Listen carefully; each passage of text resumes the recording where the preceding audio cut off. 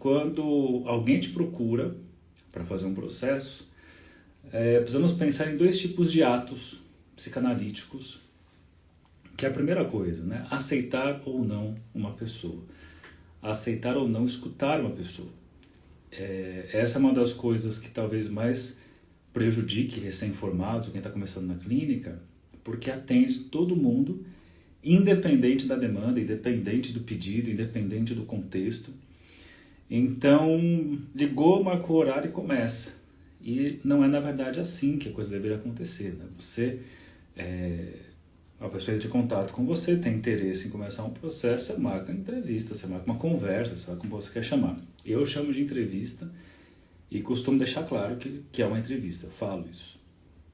E nessa entrevista você está verificando o quanto você tem condições de escutar uma pessoa. É claro que tem fatores, e são fatores talvez não dessa ordem do desejo do analista, mas que é da ordem até da realidade prática. Assim. Tem pessoas que me procuraram e que chega aqui e achou que eu podia receitar o remédio, a pessoa só quer remédio, porque confundiu o meu trabalho, a minha função como sendo de um psiquiatra. E aí eu deixo claro que não é assim que funciona.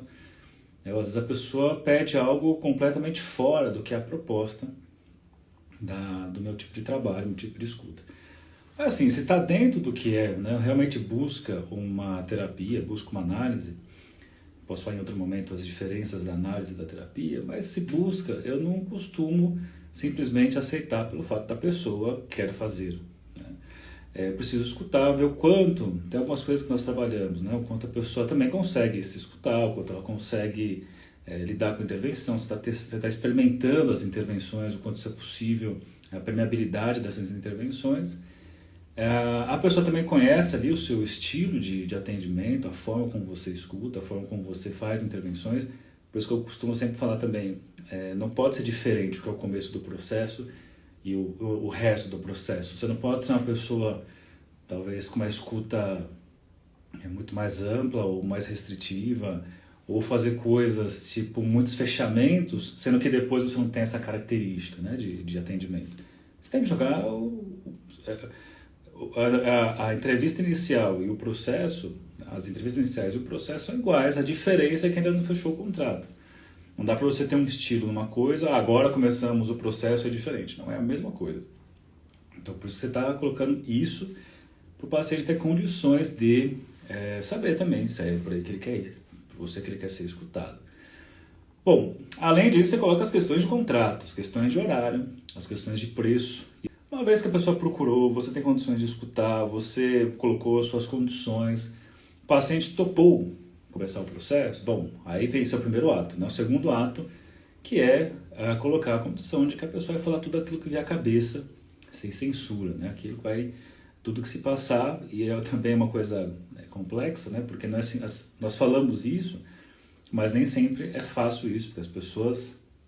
Muitas vezes quem é clínico constata isso, e se você é paciente você faz isso com toda certeza, e você escuta assim, deixa eu ver, nossa, não estou pensando em nada.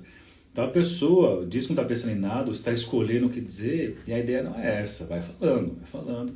Eu costumo usar sempre o exemplo assim, é como se você estivesse dentro de um trem, de um ônibus, está andando, e toda a paisagem que você vê, você descreve, você fala, sem pensar muito o que você está descrevendo.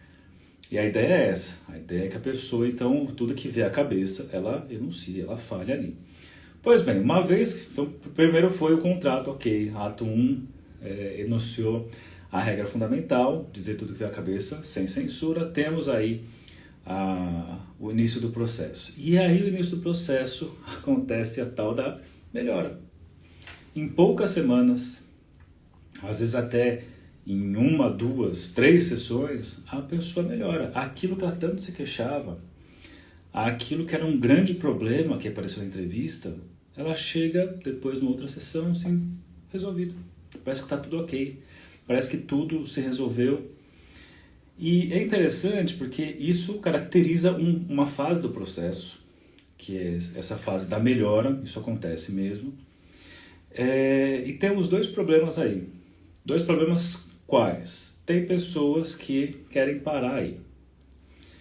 Querem parar aí E esse quer parar aí posso pensar em dois sentidos. Quer parar aí de, ok, obrigado, o que eu vim buscar encontrei, você é um clínico incrível porque em 2 meses, 1 mês eu estou melhor, acabaram meus problemas.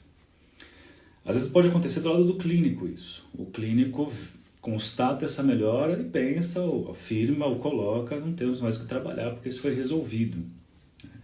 Então realmente eu tenho um parar aí nesse ponto por conta de uma interrupção do processo, ou pelo lado do paciente ou pelo lado do terapeuta, do analista.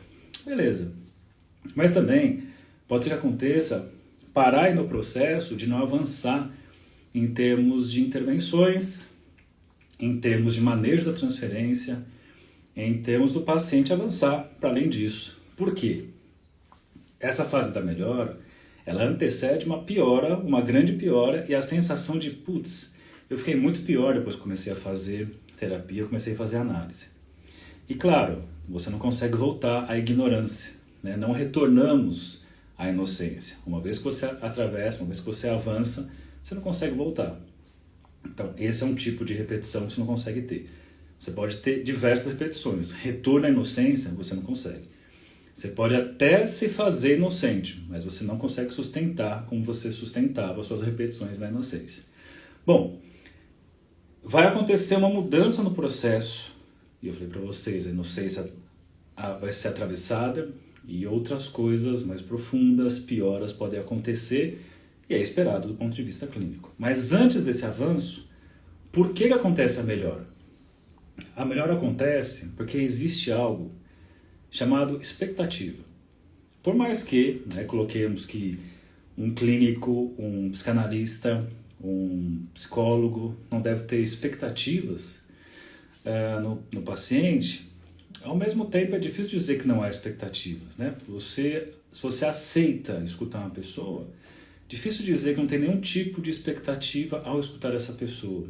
Expectativa de melhora para alguns, expectativa de mudança de posição, em frente ao seu sofrimento, expectativa em alguma coisa que vai acontecer, algo vai acontecer. Será que, se a expectativa fosse zero do ponto de vista do clínico, ele aceitaria um paciente, ou até mais, né? Ele seria um clínico? Pois bem, isso é de um lado. Mas tem a expectativa do lado do paciente. O paciente tem uma expectativa de melhora, tem uma expectativa de cura. E mais ainda, ele tem uma expectativa de mostrar para o clínico, de mostrar para o analista, de mostrar para o psi que está ali com ele, de que as coisas estão melhores. Isso daí se refere à questão do amor. Porque o amor, nesse caso, sabe aquela frase do Lacan? Amar é dar aquilo que não se tem? É uma frase que tem muitos sentidos. Nesse ponto que eu coloquei para vocês, ela tem um sentido específico. Qual o sentido específico? Amar é dar aquilo que não se tem no sentido de promessa. Uma promessa de cura, por parte do paciente que diz, olha, eu vou ficar melhor, eu vou ficar bem, minhas repetições pararam, porque eu estou aqui sendo atendido por você. Então, para entender isso, nesse começo eu tenho essa melhora por uma questão de amor, no sentido transferencial, porque existe a expectativa dos dois lados, mas a expectativa do paciente de que está melhor, de que está curado, de que pararam as repetições, por conta de estar nesse lugar, de ser amado pelo analista, supostamente, faz com que ele faça essa promessa de melhora, essa promessa de cura. E é claro que isso, se a coisa continua caminhando no processo, isso não se sustenta. E nesse sentido, muitos param aí. Já falei para vocês de duas formas. Ou param aí porque interrompe o processo, ou param aí porque o processo não avança. E muita gente fica parado aí na análise, nesse ponto de promessa, de melhora e que nada acontece.